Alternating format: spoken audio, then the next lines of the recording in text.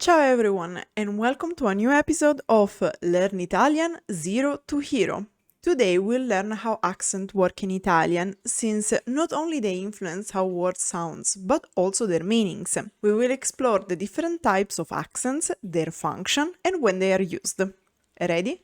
Let's start! In Italian, accents are the increase in intensity with which a particular syllable in a word is pronounced. The syllable, known as the tonic syllable, stands out from the others, giving the word its unique rhythm and sound. Simply put, the accent determines which syllable in a word is emphasized, making it more prominent compared to the others. In Italian, words can be categorized as either toniche or atone. We call parole atone, unaccented words, those lacking an accent, making them sound softer or less emphasized. If a word has no accent, to be pronounced it must be supported by the word that follows or the word that precedes it. If the unaccented word leans on the following word, it's called proclitic, forward inclined. This category includes definite articles, simple prepositions, personal pronouns, some double pronouns such as melo, telo, glielo, demonstrative pronouns, or adverbs like ci, vi, and ne. However, if the unaccented word leans on the preceding word, it's called enclitic, backward inclined. This category includes the aforementioned pronominal particles and adverbs when they are after the verb.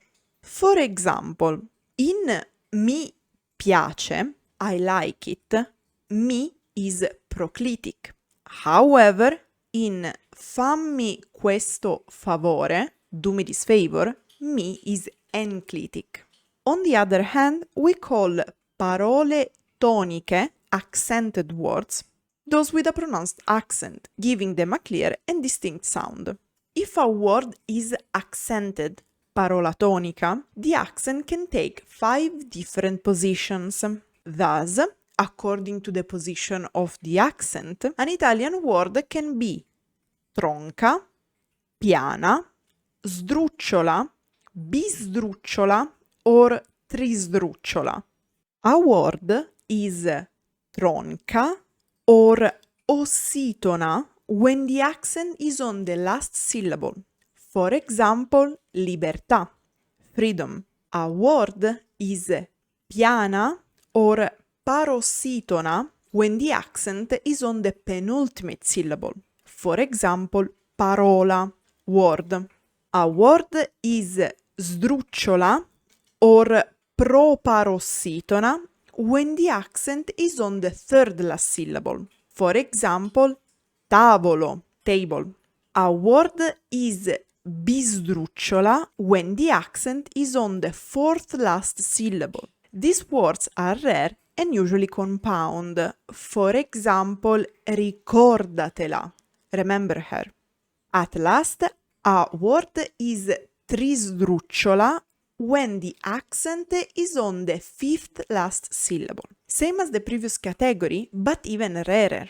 For example, occupatene, take care of it. In Italian, despite being always highlighted in the pronunciation, tonic accent, the accent is rarely represented graphically, graphic accent.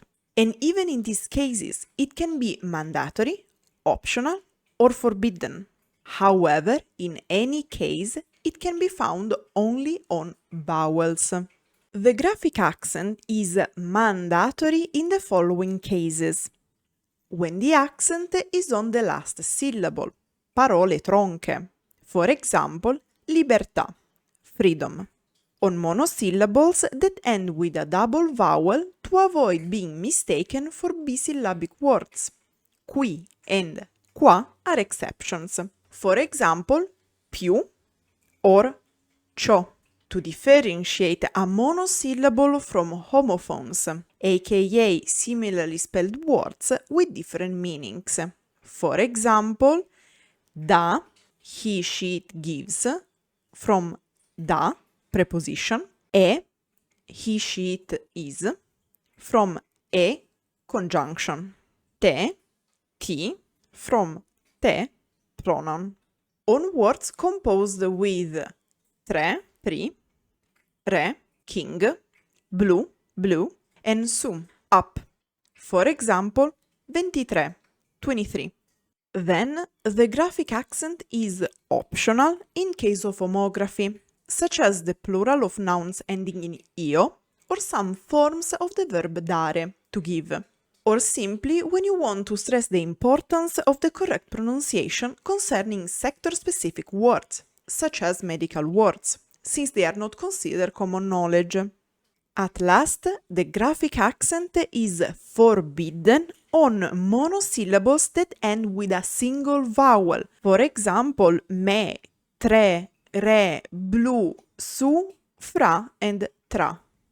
Now that we know when to use the accent, the question is, what accent should we use? In Italian, there are two types of graphic accent, acuto, acute, and grave, grave. In particular, when found on e and o, the acute accent indicates that they must be pronounced closed, and the grave accent indicates that they must be pronounced open.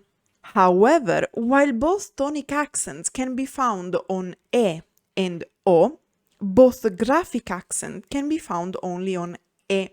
But why? Because every time an Italian word ends in o, and such o is accented, the accent is always grave. At last, on a, I, and u, the accent is conventionally grave, though these vowels do not have open and close variations. Fun fact: historically, Italian has also included circumflex accent, which was used to signal poetic contractions, for example, andar, used instead of andarono, they went, or distinguishing plurals of words ending in io from other similar forms. One last tip before saying goodbye: a common mistake in Italian is confuse the accent with the apostrophe, which we'll discuss in the next episode.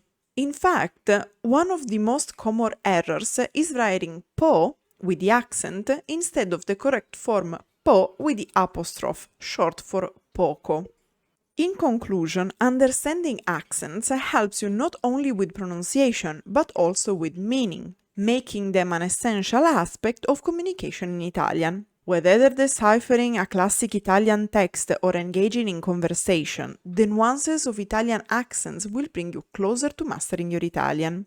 And if you have any doubts or feedback, the comment section is waiting for you. Grazie for watching and Arrivederci.